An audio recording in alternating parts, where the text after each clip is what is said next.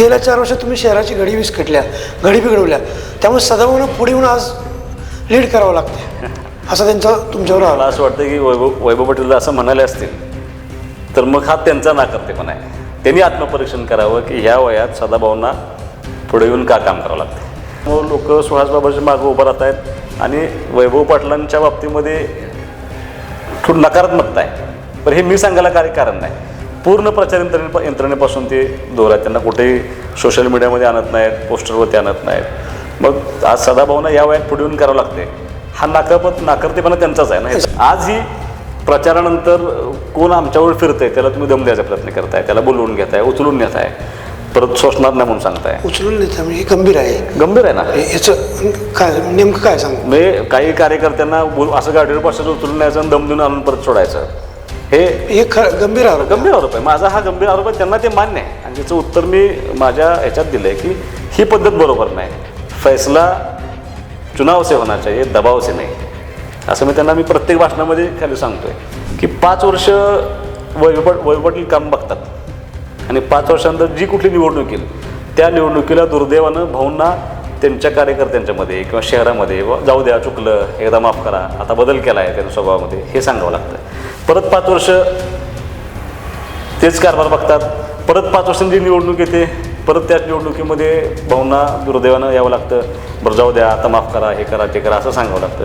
परत 5 वर्ष ज्यावेळेला भाऊ आजारी होते त्यावेळेला वैभव पाटील असं म्हटले की आता पोटनिवडणूक लागते, ते काय टिकत नाही, आम्हाला त्रास झाला नसेल का. आणि भाऊ गेल्यानंतर 1 वर्षात निवडणूक लागली आणि तुम्ही निवडणूक लादली आणि निवडणुकीच्या वेळेला प्रचारामध्ये तुम्ही गेलेल्या माणसांची सलग टीका करताय ना. सलग तुम्ही खरं या घरफोडीचे जनक आहात असं म्हटलं तरी काय चुकीचं होणार नाही. माझं असं मत आहे की दहशत करणारा माणूस ज्यावेळेला संरक्षण मागतो ना त्यावेळेला लोकशाहीचा विजय झालेला असतो, तो सामान्य लोकांचा विजय असतो. याचा अर्थ स्पष्ट आहे की लोक सत्तांतराच्या बाजूने झुकलेले आहेत.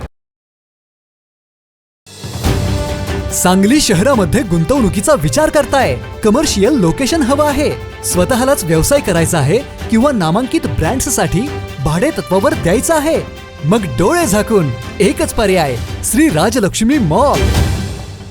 सांगली जिल्ह्यातील नामांकित, अनुभवी व सुप्रसिद्ध श्री राजलक्ष्मी ग्रुप यांचे श्री राजलक्ष्मी मॉल. एकाच छताखाली branded showrooms, restaurant, gym, food court, multiplex theatre, club house, game zone. नुसता मॉलच नाही तर लवकरच सांगलीमधील multi branded entertainment centre. Shri Rajlakshmi mall मध्ये आपली गुंतवणूक करा आणि मिळवा प्रचंड परतावा आणि प्रचंड फायदा. श्री राजलक्ष्मी ग्रुप आता पुण्यामध्ये देखील. अनेक गुंतवणुकींचे पर्याय उपलब्ध. नमस्कार, मी दत्तकुमार खंडाळे. तुम्ही बघताय वज्रधारी न्यूज. वज्रधारी न्यूजच्या माझं विजन या खास कार्यक्रमात आज आपल्यासोबत या मतदारसंघाचे आमदार आणि शिवसेना शिंदे गटाचे प्रमुख सुहास बाबर आहेत. या नगरपालिकेच्या निवडणुकीच्या निमित्तानं तुमचं विजन काय किंवा तुमची भूमिका काय? पहिल्यांदा सगळ्यांना माझा नमस्कार. 10-12 दिवस प्रचाराचे आपण सगळ्या सभा करतोय आणि आज शेवट सभेंचा होतोय आणि गेल्या 12-14 दिवसांच्या प्रत्येक सभेमध्ये मी टीका टिप्पणी टाळून खऱ्या अर्थानं ह्या शहरामध्ये ह्या 2-2.5 वर्षामध्ये जे काम केलेलं काम आणि भविष्यामध्ये काय करायचं आहे ते विजन मांडून मी लोकांच्या समोर लोकांना मतं मागण्यासाठी गेलेलो आहे. मला असं वाटतं की निश्चितपणे लोक माझ्याबरोबर राहतील. केलेलं काम यापूर्वी मी अनेक भाषणामध्ये सांगितलं की जवळपास 200 कोटीचा निधी आपण ह्या शहरामध्ये रस्ते, गटर ह्या 2 कामांसाठी आणि नळपाणी पुरवठा योजनेचं एक 87 कोटीचं काम आपण आणण्यामध्ये यशस्वी ठरलो आहे. आत्ता DPDCमधून 15 कोटी रुपये आणले. त्याच्यामध्ये ज्येष्ठांसाठी विरुंगळ केंद्र आणण्यामध्ये आपल्याला 75 लाख रुपयाचं त्या ठिकाणी यश मिळालं आहे. 50 लाख रुपयाची आंबेडकर नगरमध्ये, फुलेनगरमध्ये एक वाचनालय आपण आणण्यामध्ये यशस्वी ठरलो आहे. किंवा खाऊ गल्ली उभा करण्यामध्ये 50 लाख रुपये मी देण्यामध्ये यशस्वी ठरले. मला असं वाटतं की रस्ते, गटर कामावर वैशिष्ट्यपूर्ण कामंसुद्धा आपण करण्यामध्ये बऱ्यापैकी यशस्वी ठरलं. तुम्ही आत्ता मी पहिल्यांदा दुसरा एक प्रश्न विचारला आणि या प्रश्नाशी संबंधित परत प्रश्न विचारतो. मी तुमच्याकडे सत्ता दिली विटेकरांनी, तर भविष्यात विट्याच्या विकासाचं प्लॅन काय असतील? 2-3 विषय अत्यंत महत्त्वाचे आहेत. सध्या जे मी आता प्रचाराच्या निमित्तानं बऱ्याच ठिकाणी घर टू घर फिरून आलो. आज ही मूलभूत ज्या सुविधा लोकांना देणं अपेक्षित आहे त्या मूलभूत सुविधा आपल्याला मिळालेल्या नाहीत असं साधारण चित्र आहे. रस्ते, गटर, नळपाणी पुरवठ्याचं पाणी, दिवाबत्ती ह्या बेसिक गोष्टी जे नगरपालिकेचं आद्य कर्तव्य असतं त्यातच आपण अजून पाठीमाग आहे. त्यामुळं त्या गोष्टी पहिल्यांदा सुधारणं हे खूप महत्त्वाचं आहे. या निवडणुकीच्या नंतर आचारसंहिता संपल्या माझा असा प्रयत्न असेल की जी नळपाणी पुरवठ्याचं काम सुरू आहे ते ताकदीनं संपून 5 महिन्यामध्ये ते काम सगळं संपवायचं. कारण त्याला सोलरचं पण आता पॅनल्स बसवतो आहे आपण. ते काम संपल्यानंतर बऱ्याच प्रमाणामध्ये पाण्याचं काम थोडं पूर्ण होईल. माझा असा प्रयत्न आहे जी निवरीमधून जे आपल्याला नळपाणी पुरवठ्याची स्कीम होती ती पुनर्जीवित करावी असं मला वाटतं. तो भाग सगळा आपण त्या योजनेवरती नेऊ शकतो. दुसरा माझ्या दृष्टीनं अत्यंत महत्त्वाचा विषय पार्किंग. कारण ट्रॅफिकची समस्या एवढी मोठी आहे. 2 राष्ट्रीय महामार्ग गेले, एक 3रा राष्ट्रीय महामार्ग जातो आहे आपल्यातून. शहराला जोडणारे सगळे रस्ते विटा वेजेगाव, विटा लेंगरे, विटा पारे, विटा बळावणे आपण मोठा करतो आहे. शहरात येणाऱ्या गाड्यांची संख्या ही खूप प्रचंड आहे. मग ह्याच्यावर ट्रॅफिकचं प्लॅनिंग होणं खूप आवश्यक आहे. सेशन कोर्ट आल्यामुळं 4-4.5 केसेस आपल्या ह्या 3-4 तालुक्यातून आपल्याकडे आल्या. याचं फ्लोटिंग पॉप्युलेशन आहे, गाड्यांचं प्रमाण आहे. मुळात लोकांना पहिलं ट्रॅफिक दिलं पाहिजे, पिण्याच्या पाण्याची व्यवस्था झाली पाहिजे, ड्रेनेजची व्यवस्था दिली पाहिजे. इलेक्शन संपल्या आचारसंहिता संपल्या माननीय उपमुख्यमंत्री एकनाथ शिंदेसाहेब तथा नगरविकास मंत्री त्यांना आम्ही परवा पण विनंती केली होती की आपला 225 कोटीचा अंडरग्राऊंड ड्रेनेजचा प्रोजेक्ट DPR तयार करून आपण मान्यतेला सबमिट केला आहे. मला असं अपेक्षित आहे की आचारसंहिता संपल्या 1 महिना 2 महिन्यामध्ये त्याचं काम मान्यता घेऊन आपण ते लवकर काम चालू करू. म्हणजे ड्रेनेज, रस्ते आणि पाणी ह्या 3 बेसिक प्रश्नावरती आपण त्या ठिकाणी मार्ग काढू शकतो. 40 वर्षानंतर पण किंवा पालिकेच्या इतक्या वर्षानंतर पण ह्या मूलभूत सुविधांसाठीच लोकांना झगडावं लागतं आहे. रस्ता, गटर आणि पाणी. विकास याच्यापर्यंत जाणार आहे का नाही अजून? जावंच लागेल ना. मग माझं म्हणणं तेच आहे की मी यापूर्वी सांगितलं की आता तो खरं वास्तविक तो ट्रेडमार्क झाला आता. रस्ते आणि गटर मी जे लोकांशी बोलतो. मी परवा शिंदेसाहेबांच्या सभेनंतर असं ठरवलं होतं की ह्या विषयावरती बोलायचं नाही. पण त्याच्यानंतर मी भवानीनगर, सूर्यनगर, चेंबर एरिया, नेवरी रोडला माझ्या काही सभा झाल्या आणि विवेकानगरला सभा झाली काळामध्ये मंदिराच्या पाठीमागं. आणि दुर्दैवानं त्या प्रत्येक सभेमध्ये लोकांच्याकडून जो प्रतिसाद मिळाला किंवा लोक काही खाली बसून बोलत होते माझ्याशी किंवा काही लोकांनी चिठ्ठ्या आणून दिल्या, त्या दुर्दैवानं त्या चिठ्ठ्यामध्ये आणि त्या लोकांच्या बोलण्यामध्ये एकच मागणी होती, आमच्या इथले गटर आणि रस्ते करा. पण मला फिरताना हे जाणीव झाली की 40 वर्षाच्या इतक्या प्रदीर्घ सत्तेनंतर सुद्धा आजही उटे शहरातली लोक बेसिक गोष्टी, मूलभूत गोष्टींपासून खूप दूर आहेत. ह्या पूर्ण करणे आणि त्याच्यावर आता असं म्हणू शकत नाही आपण की ह्या पूर्ण करून मग बाकीचा विकास करू. वास्तव असं आहे की ह्याच्याबरोबर आता पॅरलल तो विकास सुद्धा करावा लागेल, अन्यथा आपण खूप पाठीमागे राहू. कालच्या सभेत आता तुम्ही उल्लेख केला की गेल्या काही वर्षात गटारीची कामं केली, रस्त्याची कामं केली, कोट्यवधीचा निधी आणला. काल माझे आमदार सदाशिव पाटील यांनी असा आरोप केला की गुवाहाटीला अनिल भाऊ गेले होते, त्यातला काही हिस्सा थेट दिला, म्हणजे जे 50 खोक्यांचा आरोप झाला त्यातला काही थेट दिला आणि राहिलेले जे पैसे आहेत ते गटारीच्या आणि रस्त्याच्या कामाच्या निमित्तानं दिले गेलेत असं त्यांचं म्हणणं आहे. आता 50 कोटीचा आरोप त्यांनी केला. अनिल भाऊंना माझ्यामध्ये सगळीच लोक ओळखतात. तुम्ही जसं भाषणामध्ये सांगता की 95 साली मी विटे शहराच्या पाणी योजनेसाठी भाजपमध्ये गेलो, तसंच भाऊ ह्या टेंबू योजनेच्या 6व्या टप्प्यासाठी हा उठावामध्ये सामील झाले होते. मी ह्या गोष्टीची साक्षीदार आहे की अजिबात 50 कोटीचा आरोपण हे मग आमच्या सोसायटीने कर्ज भरायचं राहिली नसते, मी अनेक वेळा सांगून झाले. दुसरी गोष्ट, अनिल भाऊंचे ते आरोप केले. अनिल भाऊंनी, मी तुम्हाला उदाहरण म्हणून सांगतो, अनिल भाऊंचं पूर्ण वाढ काँग्रेसमध्ये झाली. 99ला ज्यावेळेला भाऊंनी राष्ट्रवादीमध्ये प्रवेश केला होता त्यावेळेला राष्ट्रवादी सत्तेत नव्हती, सत्तेच्या बाहेर होते आणि निर्णय धाडसी घेतला. सत्तेतल्या पक्षातून भाऊ जो पक्ष सत्तेत नाही अशा पक्षात गेले, नंतर तो पक्ष सत्तेत आला. सलग भाऊ 2014पर्यंत विरोधात नाही, सत्तेत म्हणजे आमदार नसू द्या पण राष्ट्रवादीवर प्रामाणिक राहिले. 2014 साली ज्यावेळेला शिवसेनेमध्ये प्रवेश केला, भाऊनी भाजपमध्ये प्रवेश केला नव्हता, शिवसेनेमध्ये प्रवेश केला, त्यावेळेला शिवसेना सत्तेत नव्हती. इवन विधानसभेची निवडणूकसुद्धा भाजपसेना वेगळं लढलं गेलं, नंतर ती सत्तेत आली. म्हणजे सत्तेचे लालसेपोटी भाऊ शिवसेनेमध्ये गेले नव्हते. परत 19पर्यंत भाजप सेनेच्या युतीमध्ये भाऊ अगदी प्रामाणिकपणे राहिले. नंतर महाविकास आघाडी सरकारले भाऊ प्रामाणिकच शिवसेनेबरोबर होते. पण दुर्दैवानं कामं होत नव्हती किंवा जो सगळ्या आमदारांच्या मध्ये रोष होता त्या रोषाचा परिणाम उठावामध्ये झाला. आणि ही सगळी मंडळी ज्यावेळेला गेली त्यावेळेला शिंदेसाहेबांचा पक्ष सत्तेत नव्हता. सत्तेला लाथ मारून ही सगळी मंडळी बाहेर गेली होती आणि त्यावेळेला राजकीय कारकीर्द पणाला लावली होती. कारण 2/3 बहुमत होते नव्हते याची खात्री नव्हती, भविष्यात काय होणार याची खात्री नव्हती. हे सगळं स्वीकारून पण लोकांसाठी हा निर्णय घेतला आणि सत्तेत नसणाऱ्या पक्षात गेले आणि नंतर सत्तेत आले. आणि बरोबर उलटं ह्या मंडळींचं आहे. 95 ते 99 भाजप सत्तेत आलं, हे भाजपमध्ये गेले. 99ला राष्ट्रवादी आणि काँग्रेस आली.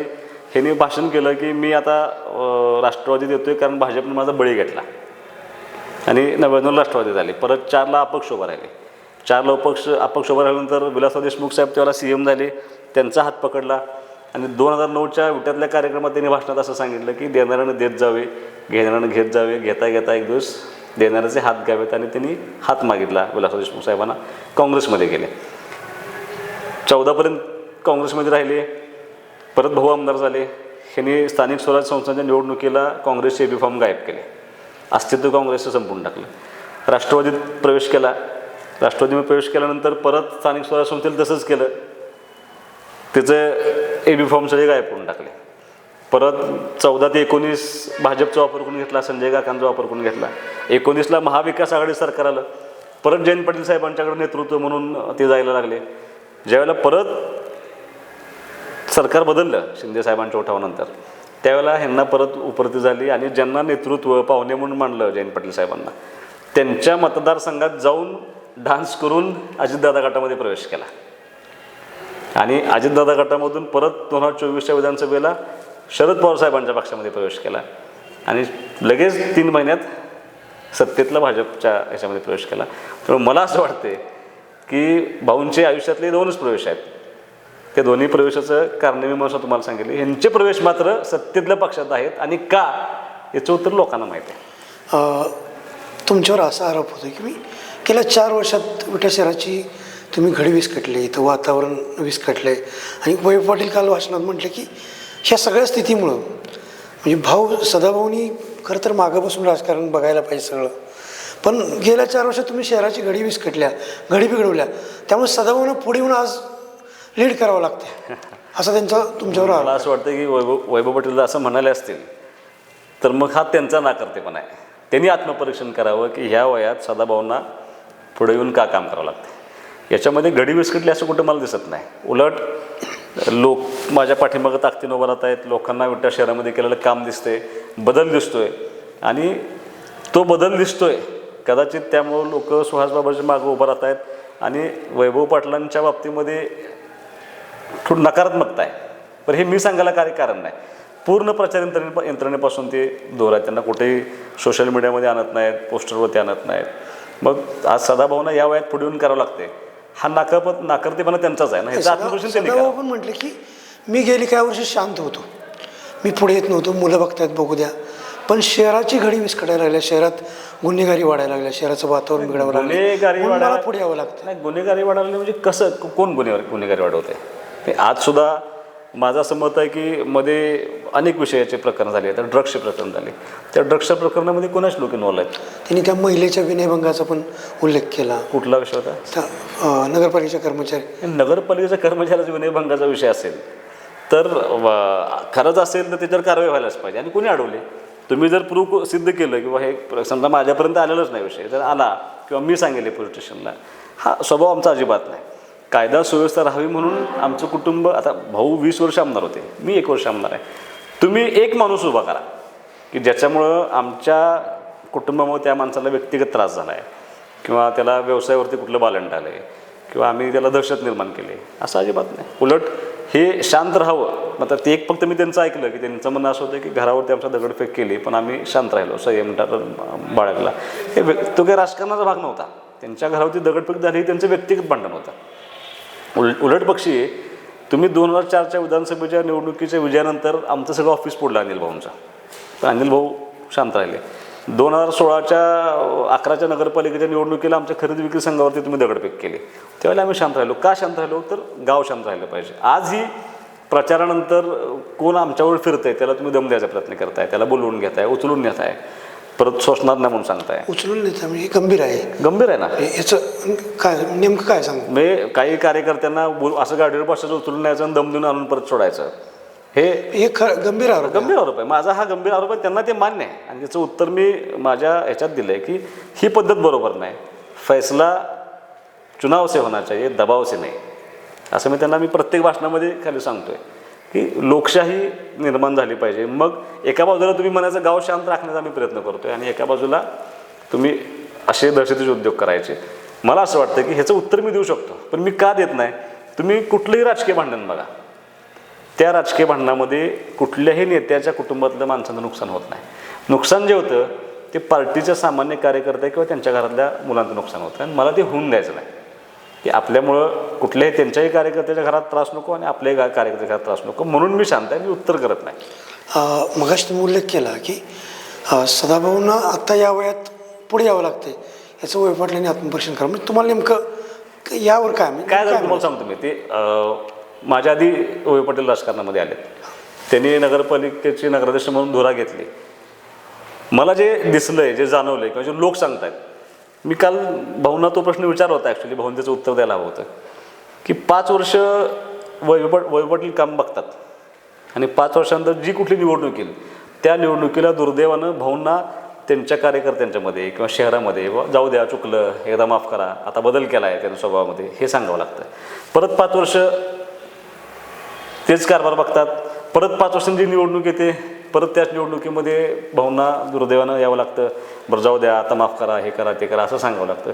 परत 5 वर्ष तेच काम नाही, भाऊ शांत राहतात आणि तेच काम बघतात.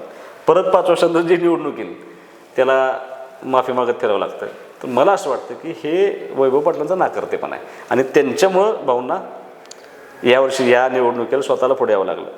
स्वतःला कदाचित भाऊनी मुलगाहून विश्वास ठेवला असेल, पण ते सार्थ करू शकले नाहीत. तुम्हाला अहंकार झाला आहे किंवा तुम्ही अहंकारी झाला आहे, वयस्कर माणसावर टीका करताय किंवा नक्कल करताय असताना? नाही, आता तुम्ही माझं परत सांगतो तुम्हाला, तुम्ही विधानसभेत सगळी भाषणं काढून बघा, आत्ता 14 दिवसाची माझी भाषणं काढून टाका. मी पहिलं माझ्या भाषणाचं वाक्य असं असतं की कुणाचं तरी कुटुंब संपावं, राजकारणातनं बाद व्हावं म्हणून मी निवडणूक करत नाही, मी कामासाठी निवडणूक करतो आहे. भाऊंचं वय हे माझ्या वडिलांच्या वयाचं आहे आणि आमदारकीमध्ये सुद्धा ते मला सिनियर आहेत. त्यांची 10 वर्षाची आमदारकी आहे, माझी 1 वर्षाची आमदारकी आहे. त्यामुळे मी त्यांच्यावरती काही बोलून त्यांनी कुठेही दाखवा मी त्यांच्यावरती बोललो आहे असं. त्यांच्यावरती मी कधी खालच्या थराला जाऊन भाषण नाही केलं. त्यांची जी नक्कल केली म्हणजे सांगतात का नाही, हे जे तुम्हाला मी आता सांगितलं की दरवेळेला भाऊंना वैभव पाटलांच्या कामामुळं माफी मागावी लागते आणि ते कसं बोलतात, ते कसं लोकांना कन्व्हिन्स करण्याचा प्रयत्न करतात, एवढंच मी सांगितलं, त्यांच्या स्टाईलमध्ये सांगितलं. मी काय त्यांची नक्कल नाही केली. आता हे तुम्ही बोलणं माझ्या संस्काराचा भाग काढला. मी अहंकारी अजिबात नाही. मी काय आत्ताच आमदार, ठीक आहे आमदार झालो, पण मी पूर्वी सभापती होतो, मी जिल्हा परिषद उपाध्यक्ष होतो. अहंकार असा तर मला लोकांनी परत परत निवडून दिलं नसतं. दुसरी विषय असा होता की ज्यावेळेला भाऊ आजारी होते त्यावेळेला वैभव पाटील असं म्हटले की आता पोटनिवडणूक लागते, ते काय टिकत नाही, आम्हाला त्रास झाला नसेल का? आणि भाऊ गेल्यानंतर 1 वर्षात निवडणूक लागली आणि तुम्ही निवडणूक लादली आणि निवडणुकीच्या वेळेला प्रचारामध्ये तुम्ही गेलेल्या माणसांची होती सलग टीका करत राहिला, सलग. म्हणजे आपल्यात एक प्रघात आहे की गेलेल्या माणसांवर शक्यतो कोण बोलत नाही. माणूस माणूस तिथं हे समजतं, माणूस गेला की बाहेर समजतं. पण तुम्ही दुर्दैवानं आजही भाऊंच्यावर टीका करताय. भाऊंना आता 2 वर्ष होत आहे तरी तुम्ही आज भाऊंच्यावर टीका करताय, मग आम्हाला वेदना होत नसतील का? हा माझा त्यात प्रश्न आहे. आणि आत्ता ह्या निवडणुकीमध्ये नंदूकाका सारखा सिनियर माणूस, नंदकुमार पाटील उभा आहेत, त्यांच्या व्यंगावरती तुम्ही टीका करताय. त्यांना ऐकू येत नाही असं करून तुम्ही त्याच्यावरती मीम्स बनवताय, सोशल मीडियाला टाकताय. हे संस्कार आहेत का? तर मला असं वाटतं की आधी आपण पण बघावं आपले संस्कार आणि मग माझ्यावर टीका करावी. आणि अहंकार तो माणूसच नाही. मी माझी जडणघडण होत असताना मी ज्यावेळेला मला कळता झालो त्यावेळेला माझे वडील सत्तेत नव्हते. त्यामुळे मला अपयश जवळून बघितलं, यशही जवळून बघितलं. यशानं हुरळून जाणारा माणूस नाही, अपयशानं खचून पण जाणारा माणूस नाही. तुम्ही घराघरात भांडणं लावताय किंवा घरं फोडताय. विश्वनाथ कांबळेंचं घर फोडलं म्हणे, अशोक गायकवाडांचं घर फोडलं, हाही आरोप तुमच्यावर झाला. आता बरं झालं तुम्ही प्रश्न विचारला, मी त्याचं उत्तर देतो. त्यांच्या कालच्या भाषणात असं होतं की घर फोडायचा उद्योग हा करतो. ज्यावेळेला निवडणूक डिक्लेअर झाली 2 वर्षापूर्वी भालचंद्र कांबळेचा वाढदिवस साजरा झाला होता. आणि मी भालचंद्र कांबळेंना असं म्हणालो की भाऊराव पुढचा वाढदिवस तुमचा नगरसेवक म्हणून व्हावा ही माझी इच्छा आहे. नंतर निवडणूक लागली. भालचंद्र कांबळेंचा वॉर्ड त्यांच्या आईचा, वडिलांचा किंवा त्यांच्या भावाचा, त्यांचा वॉर्ड नंबर 11 आहे. प्रभाग क्रमांक 13मध्ये मी भालचंद्रांना उमेदवार डिक्लेअर केली. विटे शहरातला दोन्ही पार्टींचा मिळून सगळ्यात पहिला उमेदवार भालचंद्र कांबळे डिक्लेअर झाला. आधी मी उमेदवारी दिली. त्याचा भाऊ तुम्ही नंतर उभा केला तिथं जाऊन. तुम्हाला असं वाटलं का की नको भावापुढे भाऊ उभा करायला? तुम्ही तसं नाही केलं. तुम्ही त्याला प्रेशराईज करून प्रशांत कांबळेंनी तिथं उभा केलं. प्रभाग क्रमांक 12मध्ये शरद सूर्यवंशीच्या मंडळी उमेदवारी मी डिक्लेअर केली पहिल्यांदा. नंतर तुम्ही त्यांच्या भावाची मंडळी त्या ठिकाणी उभा केली. कृष्णात अण्णा, अशोक भाऊ ह्या दोघांनी एकत्र बसून माझ्याकडे येण्याचा निर्णय केला होता. अण्णा फर्म राहिले, फक्त अण्णा इथिकल राहिले. अण्णांना सारखं बदलणं बरं नाही वाटलं, त्यामुळे अण्णा माझ्यावर राहिले. विधानसभेला अशोक भाऊ माझ्यावर राहिले होते आणि अण्णांना ते आवडलं नाही की दरवेळी इकडे तिकडे करायचं. अण्णा इथिकल असल्यामुळे अण्णा माझ्यावर राहिले. मी काय त्यांच्यात उलट अण्णांना अशोक भाऊंच्या मुलांच्यावर उभा करा असं खूप सांगत होते. मी म्हणलं मी करणार नाही, अण्णांचं वय झाले, मी काय अण्णांना ह्या वयात असले उद्योग करायला लावणार नाही. मी अण्णांना नाही म्हणून सांगितलं तुम्ही काय असले प्रयोग करायचे नाहीत. ह्या 3 गोष्टी तुम्हाला सांगितल्या. मग तुम्हीच उमेदवार उभा केले. त्याच्याहीपेक्षा माझं महत्त्वाचं असं की ह्या घरं आणि त्यांचे दोन्ही पुतणे माझ्याकडे कामासाठी येत होते. भाऊ गेल्यानंतर मी आणि दादानं असा निर्णय केला होता की ज्यांनी भाऊंना शब्द दिले होते त्या सगळ्यांची कामं पूर्ण करायची. त्यात त्यांचा पुतण्या पण होता. मी त्यांना बोलवून घेतलं. तुमचं ते काम अर्ध राहिले. त्यांनी सांगितलं. ते माझ्यावर आले, गाडीतून आले. मुंबईला आम्ही एकत्र फिरलो आहे, जेवलो आहे, आम्ही त्यांचं काम करून दिले. त्यावेळेला ते लोक मला सांगायचे की आम्हाला मदत करा, आम्हाला ओट्यात घ्या. मी म्हटलं काय तसलं जाऊ ना, काम करून घ्या. काम करून झाल्यानंतर मी त्यांना सही सलामत तुमच्या घरात आणून सोडले. उलट म्हणजे माझं मत आहे असं की श्रीपती गायकवाड जे होते त्यांचे वारसदार उभा राहिले होते निवडणुकीला आणि त्यावेळेला त्यांच्या विरोधात अशोक गायकवाडांना उभा करण्याचं काम भावाला तुम्ही केलं होतं. तुम्ही खरं या घरफोडीचे जनक आहात असं म्हटलं तरी काय चुकीचं होणार नाही. हा उलटा आरोप मुंबऱ्यांसारखा ते झालाच ना त्यांच्यावरती. हे जुनं आहे. ते काल असं म्हटलं की इतिहासात असं पहिल्यांदा घडलं. इतिहासात पहिल्यांदा नाही घडलं. हे अनिल भैया गायकवाड होते त्यांचं नाव होतं, ते उभं राहिले आणि त्यांच्यावर अशोक गायकवाड उभं राहिले. हे भाऊ त्यांनी उभा केले होते त्यांच्यावर. काल त्यांनी विटेकरांना आवाहन करताना मला संरक्षण द्या किंवा माझ्यासोबत राहा. माझं असं मत आहे की दहशत करणारा माणूस ज्यावेळेला संरक्षण मागतो ना त्यावेळेला लोकशाहीचा विजय झालेला असतो, तो सामान्य लोकांचा विजय असतो. याचा अर्थ स्पष्ट आहे की लोक सत्तांतराच्या बाजूने झुकलेले आहेत. आता आरोप तुमच्यावर आहे त्यांचा की तुम्ही वातावरण बिघडवताय, तुम्ही दहशत करताय. तुम्ही मला अजूनही एक माणूस दाखवा. उलट मी आता नाव घेऊन सांगतो. प्रभाग क्रमांक 2मध्ये त्यांची पदयात्रा चालली होती आणि तिथं उमेदवारांचे कार्यकर्ते आहेत, त्याचं नाव नाही घेणार मी, तो तिथं आमच्या रिक्षावाल्याला अंगावरती गेला की तू ते प्रचार करायचा नाही म्हणून. मला त्या रिक्षावाल्यानं फोन, ते अनाऊन्स करतात ना, त्यांनी मला फोन जोडून दिला. मी त्याला फोन केला, कशाला असलं काय करतो, प्रचार कर म्हटलं, आपल्याला काही करायचं नाही. इतकं त्याला मी समजावून सांगितलं. माझं मत असं आहे की मी अजूनही शांत राखायचा प्रयत्न करतो. तुम्ही दाखवा ना, आमचे एक भांडणं दाखवा, आमचे एक चुकीचं काम दाखवा. तुम्ही पाठीमागच्या नगरपालिका निवडणुकीची शपथ घेतली होती. विट्याच्या पालिकेवर भगवा फडकवल्याशिवाय फेटा भगवा फडकवल्याशिवाय नाही, ह्या जोखडातून मुक्त करायचं आहे. हे जे बंधन आहे ना, मग बघा ना तुम्ही, घर बांधायला पैसे द्यावे लागतात. आता काल राष्ट्रवादीच्या काही लोकांनी आरोप केला आहे की शौचालयाच्या अनुदानातले पैसे घेतलेत, घरकुलाच्या अनुदानातले पैसे घेतलेत. हे जो भ्रष्टाचार आहे ना, हा भ्रष्टाचार, दहशतवाद, एकाधिकारशाही हे संपूर्ण फेटा बांधतो असं मी सांगितलं. तुम्हाला खात्री आहे यावेळेस तुम्ही फेटा बांधणार? मला विश्वास आहे की लोक ह्याला मला फेटा बांधायची संधी देतील. आज सगळी निवडणुकीची धामधूम चालू आहे. आज तुम्ही या शिवसेनेकडून मुख्य रोलमध्ये आहात. आज तुम्हाला अनिल भाऊंची आठवण येते का? अनिल भाऊंची आठवण खूप येते. कारण 2 गोष्टी त्यांनी खूपदा प्रयत्न केला होता की नगरपालिका म्हणजे सत्ता वेगळ्या कारणासाठी यावी, कारण त्यांचं मला भाषणासारखं आठवायचं. ते ज्यावेळेला होते त्यावेळेला मी पाठीमागून सांभाळण्याची भूमिका माझी होती. मी काही थेट राजकारणात नव्हतो, पण भाऊ सारखं म्हणायचे की मला विटा हे बारामतीसारखं करायचं आहे. त्यांना बारामती खूप आवडायचं आणि ते म्हणायचे की असं असावं आपलं गाव. त्यांची ती इच्छा होती की असं असावं. पण त्यावेळेला परिस्थिती फार वेगळी होती राजकारणामध्ये. त्यावेळेला लोक तेवढे ताकदीनं ह्यांच्यावरच बाहेर येत नव्हते, घाबरायचे लोक, दहशतीखाली होते. म्हणजे अगदी भाऊंच्यापासून दूर गेलेले आमचे गजानन भाऊ दिवटे आज माझ्याबरोबर एकत्र आले. त्यांनीसुद्धा मला असं सांगितलं की पॅनल बघितल्यानंतर असं वाटतं की भाऊ हे पॅनल बघायला भाऊ असायला पाहिजे होते. आज तिकडं सदाशिव पाटील वैभव पाटलांच्या पाठीशी ठामपणे उभे आहेत, मी पहाडासारखे उभे आहेत. तुम्ही मगाशी म्हटलं की दरवेळेला जाऊन ते माफी मागतायत, हे करतायत. आज तुम्हाला वाटत नाही की तुमच्या वडील आज माझ्याच पाठीशी ठामपणे असायला? मला असं वाटतं की ह्या सगळ्या लोकांच्या माध्यमातून माझे वडीलच माझ्या पाठीमागं उभे आहेत असं वाटतं. जनतेच्याच रूपानं तुम्ही विचार करा ना, एक 42-43 वर्ष वयाच्या आमदारावरती एवढा मोठा विश्वास ठेवून ह्या पॅनेलचे तुम्ही एकदा उमेदवार बघा. ह्या शहराच्या जडणघडणमध्ये ज्या लोकांनी ज्या कुटुंबाने योगदान दिले त्या प्रत्येक कुटुंबातला सदस्य ह्या पॅनेलमधनं उभा आहे. ह्या लोकांनी माझ्यावर विश्वास ठेवला आहे. माझं असं वाटतं की ही सगळी लोकं किंवा ह्या गोट्या शहरातले सामान्य लोक म्हणजेच माझी शक्ती आहे आणि ते माझ्या वडिलांच्या रूपानं माझ्या पाठीमागं उभा आहेत असं मला वाटतं.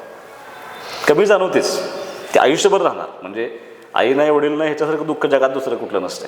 ती कमी मी जोपर्यंत माझा शेवट होत नाही तोपर्यंत ते कायम जाणवणार मला. भविष्यात तुम्ही या शहराच्या विकासाकडं मोठ्या शहराची प्रगती किंवा याचा विकास कसा व्हावा, काय व्हावं, तुमच्या काय भूमिका काय आहेत किंवा विजन काय आहेत, काय संकल्पना काय आहेत किंवा विकासाची परिभाषा काय आहे तुमची? विकासाची परिभाषा माझं असं मत आहे की सर्वकष असावा, भौतिक तर असावाच. म्हणजे मी तुम्हाला ड्रेनेज, पाण्याची स्कीम, दिवाबत्ती, रस्ते हा भौतिक असावा. सर्वकषचा अर्थ असा आहे की तो सांस्कृतिक वसा टिकवणारा असावा, क्रीडा क्षेत्रातला वसा टिकवणारा असावा. कारण पूर्वी आपल्याकडं कार्यक्रम व्हायचे, नाटक व्हायचं, गॅदरिंग्स व्हायचे. आज दुर्दैवानं सगळं बंद आहे. तो सांस्कृतिक वसा परत चालू झाला पाहिजे. ह्यासाठी वर्षातून एकदा विटा महोत्सव व्हावा असं मी त्यासाठी प्रयत्न करतो आहे. एक छान नाट्यगृह जे दुर्दैवानं जागा नसल्यामुळे आटपडलं शिफ्ट झालं, ते नाट्यगृह विट्यामध्ये येण्यासाठी माझा प्रयत्न असेल. मी आता ज्येष्ठ लोकांसाठी विरंगुळा केंद्र 75 लाख रुपये दिले, तो चालू करून ज्येष्ठांना न्याय देण्याची भूमिका तिथे असावी.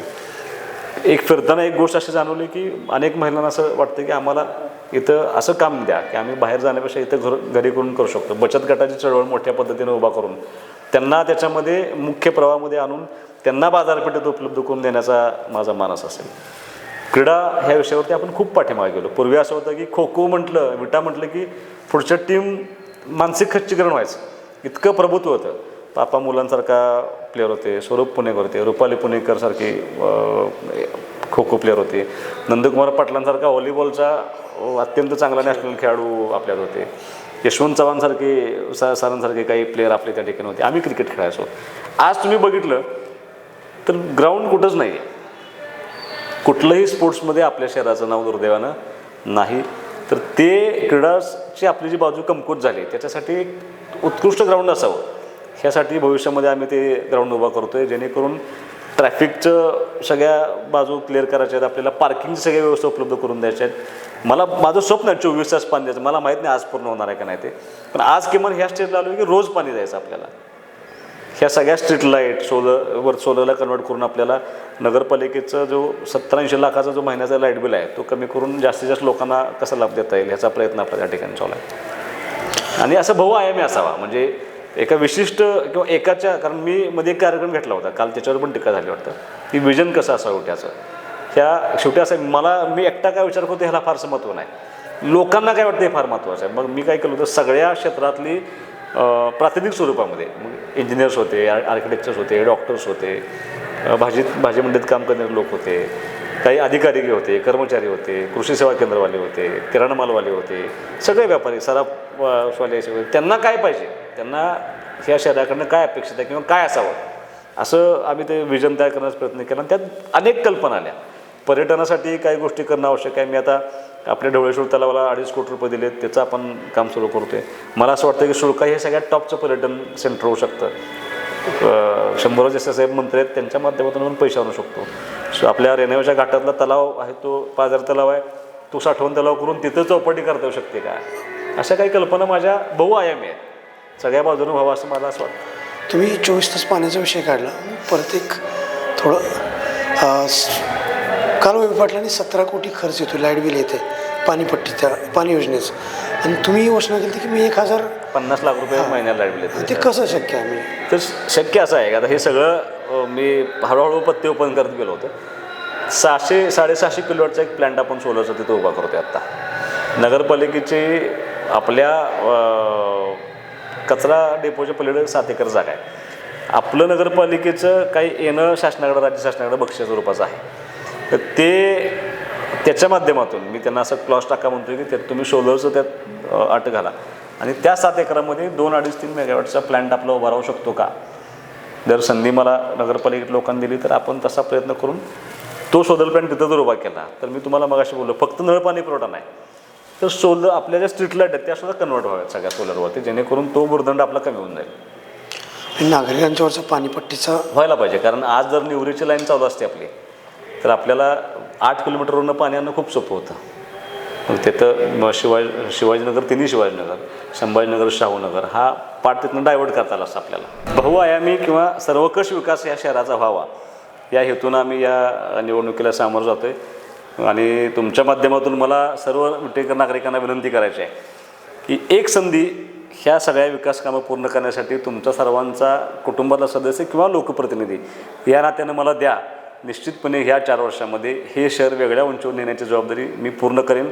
एक संधी फक्त आम्हाला ह्या निवडणुकीमध्ये द्यावी अशी विनंती करतो. वज्राच्या माझं विजन या कार्यक्रमात तुम्ही आलात, तुमचा बहुमूल्य वेळ दिलात त्याबद्दल मला थँक्यू, धन्यवाद.